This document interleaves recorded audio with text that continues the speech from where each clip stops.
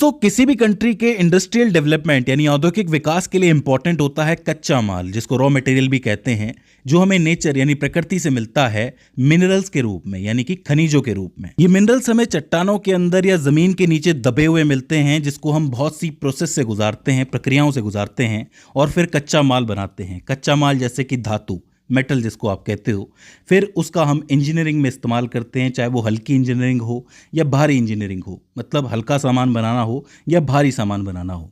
तो आज मैं आपको ऐसे ही 12 मिनरल्स के बारे में बताने वाला हूं जो दुनिया के अलग अलग देशों में पाए जाते हैं।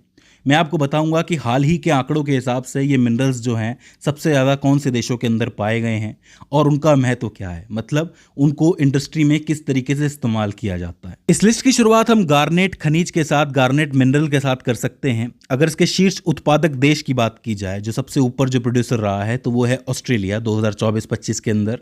उसके बाद भारत, उसके बाद चीन। तो 3 इंपॉर्टेंट देश हो जाते हैं, ऑस्ट्रेलिया, भारत और चीन।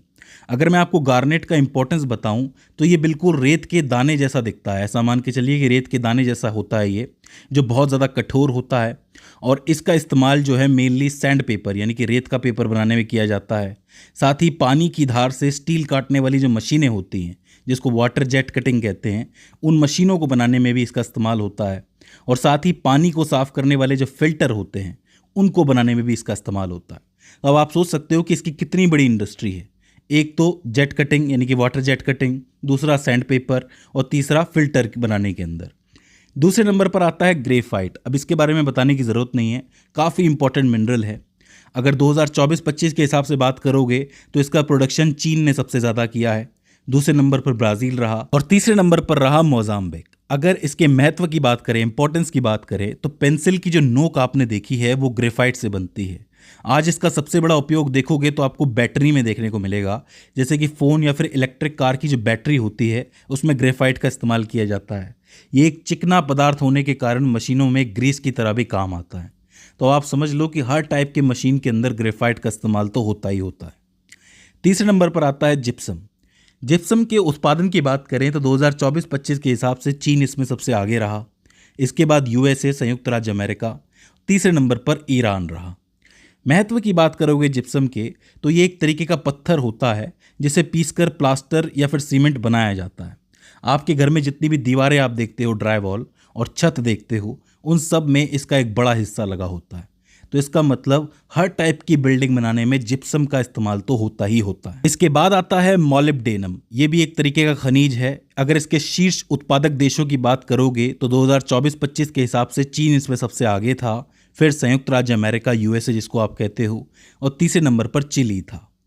इंपॉर्टेंस की बात करें तो ये एक ऐसा एलिमेंट, ऐसा तत्व होता है जिसे लोहे पर मिलाने से लोहा बहुत ज़्यादा मजबूत हो जाता है और जंग रोधी बन जाता है। मतलब जैसे आप इसको इसमें मिलाओगे तो एक एलॉय बन जाता है, मिश्र धातु जिसको आप कहते हो। उसके बाद लोहे पर आसानी से जंग नहीं लगती। हवाई जहाज़ और कारों को बनाने में और बड़े पुलों को बनाने में इसका इस्तेमाल किया जाता है। लोहे के साथ मिला के अच्छी क्वालिटी का मेटल तैयार कर दो जिससे कि उसमें जंग ना लगे और वो अच्छा चले। फिर आता है निकल। अब इसका नाम भी आपने सुना होगा। शीर्ष उत्पादक देशों की बात करोगे तो इंडोनेशिया 2024-25 के हिसाब से काफ़ी आगे था।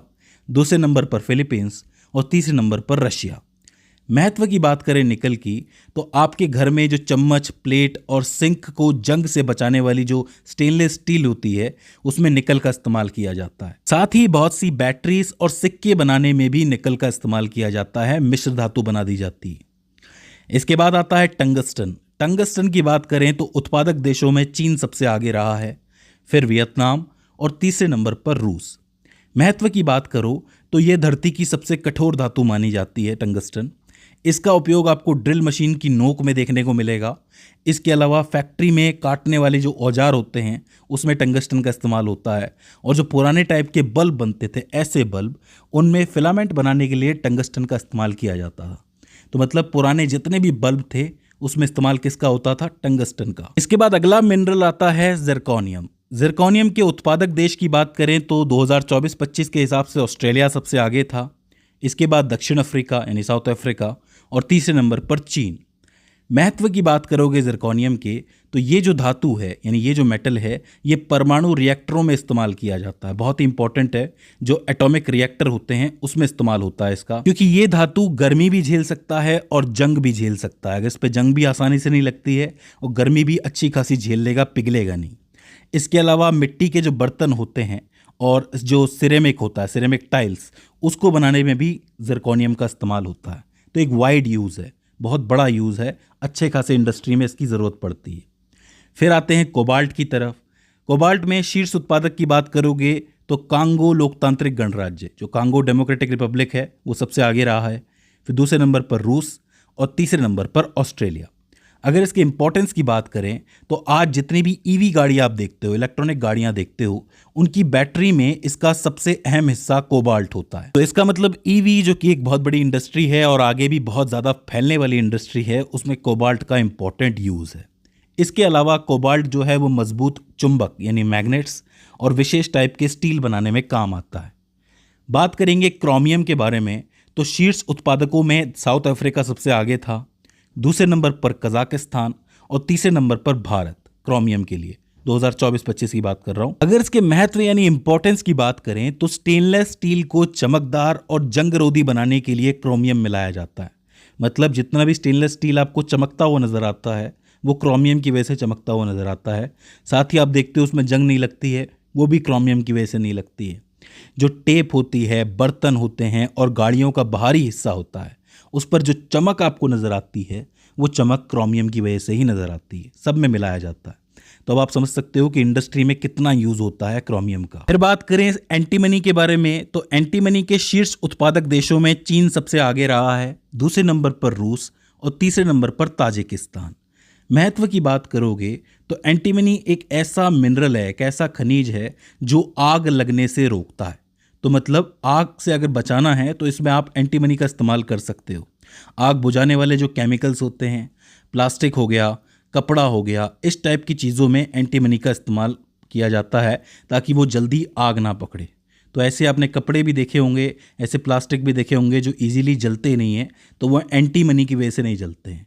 तो इसका यूज़ भी बहुत ज़्यादा है। बात करोगे बेराइट्स के बारे में, तो बेराइट्स के शीर्ष उत्पादक देशों में चीन सबसे आगे है, दूसरे नंबर पर भारत है, इंडिया, और तीसरे नंबर पर मोरक्को है। महत्व की बात करें, इंपॉर्टेंस की बात करें, तो ये जो है तेल और गैस की खुदाई में बहुत ज़रूरी होता है। इसका पाउडर जो है वो ड्रिलिंग मड में मिलाया जाता है जिससे खुदाई के दौरान दबाव को नियंत्रित किया जा सके।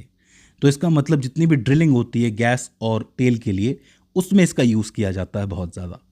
इसके बाद आखिर में बात करें रॉक फॉस्फेट के बारे में, तो इसके जो शीर्ष उत्पादक देश हैं वो चाइना सबसे आगे है, दूसरे नंबर पे मोरक्को है और तीसरे नंबर पर यूएसए यानी कि संयुक्त राज्य अमेरिका है। महत्व की अगर आप बात करोगे तो रॉक फॉस्फेट जो है वो किसानों के लिए बहुत ज़रूरी खनिज माना जाता है, बहुत ज़रूरी मिनरल माना जाता है, क्योंकि इसको पीसकर फर्टिलाइजर यानी खाद बनाई जाती है जो फसलों को तेज़ी से बड़ा होने में मदद करती है।